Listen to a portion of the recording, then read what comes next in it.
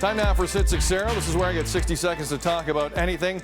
Please start the clock. Here's what's on my mind this morning. And now we wait.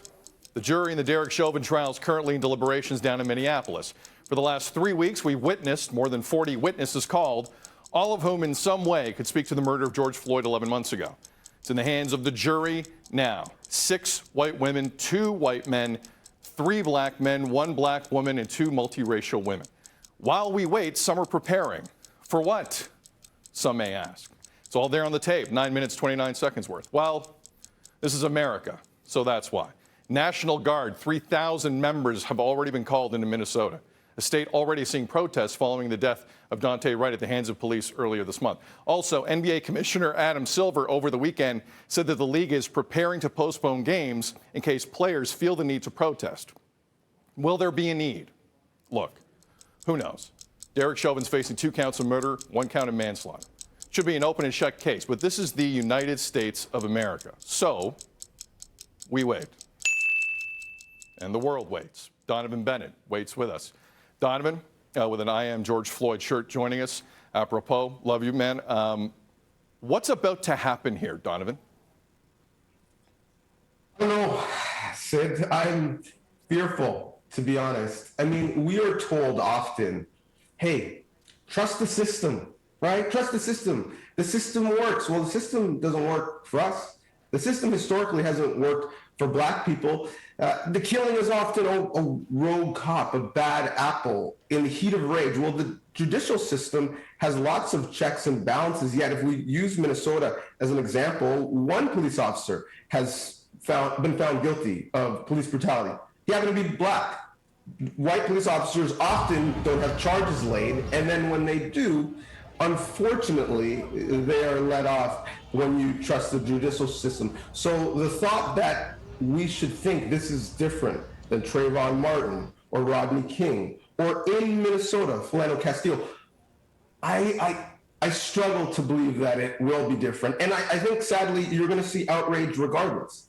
If we find that there aren't charges, there's going to be unrest in the streets. And if there are charges, it's just going to be confirmation of what we already know because we all watched the videotape, unfortunately. What do you think, in the public conscience, Donnovan, having the trial basically aired live front to back on CNN and MSNBC and a lot of places, what do you think that has done to the public's perception of this? Because that video was played over and over and over again along with the other evidence. It's a great question because since OJ, have we seen a trial covered to this magnitude? We haven't. That's a good point.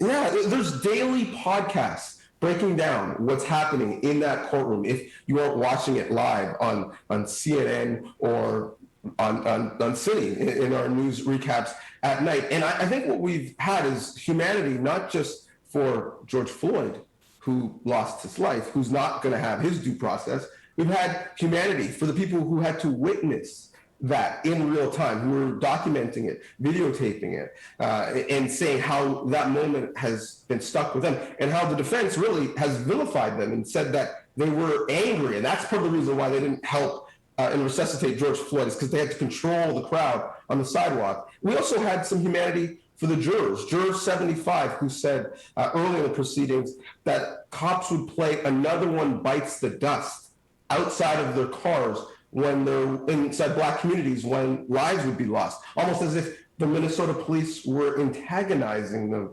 And I think we've found some humanity for the people prosecuting the case. One of the great lines I thought in closing was, you're going to be told that George Floyd died because his heart was too big. But in fact, George Floyd died because Derek Chauvin's heart was too small. So I think the television coverage has made these characters come to life because before this, the only real character we knew about was George Floyd when he lost his life. I know a closing line when I hear it. Donnovan Bennett, friend of the show, appreciate you. Thank you very much. Appreciate you. Again, the deliberations continue. If something breaks this morning at any point here on BT, we'll let you know. The medical officer of health, chief medical officer of health, Dr. Lawrence Lowe of Peel Region. Some big news this morning. Workplace safety is now much more of a priority. Some ambitious moves. Dr. Lowe will join Melanie Ng next live here on BT.